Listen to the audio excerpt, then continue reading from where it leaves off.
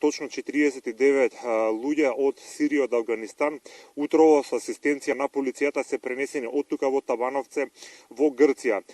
Сите информации кои што телевизија Нова ги пласираше во текот на денов, попладнево добија и официјална потврда од Министерството за внатрешни работи преку соопштение кажа дека действуваат по договор на меѓу Македонија и Грција за реадмисија на 49 луѓе мигранти кои што се регистрирани и во Грција и преку Грција влезени се во Македонија.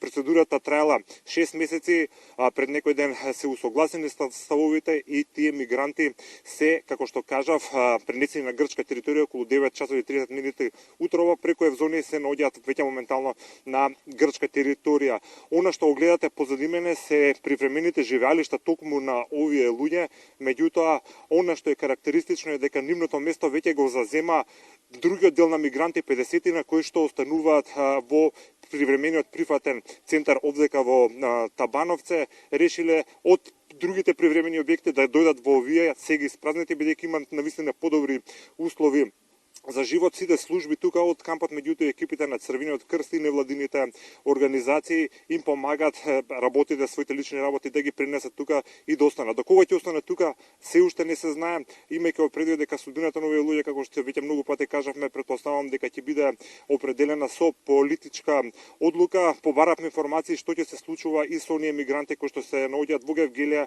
кај Винјук. Ни беше кажано дека тие засега остануваат на територијата на Република Македонија, се околу 200 на број, меѓутоа има дел од нив кои веќе побарале азил во Македонија, 15 на луѓе, семејства, така што тие ќе останат исто така во Македонија додека државата не одлучи дали ќе им го даде бараниот азил. Моментално во кампот имаме околу 46 мигранти кои се сместени по контейнери и контейнерите ги задоволуваат условите за сместување мигранти, односно за еден камп. Мислам дека ги задоволуваат доволно условите. Оние беа задоволни од почеток, бидејќи за еден камп оние живееле на повеќе места, на повеќе кампови и кажуваат дека тука се максимално условите кои што се наредени за еден камп. Не станува збор за никакво чистење на кампот, како што објавија некои медиуми, туку едноставно се исполнува договорот меѓу Македонија и Грција за реадмисија.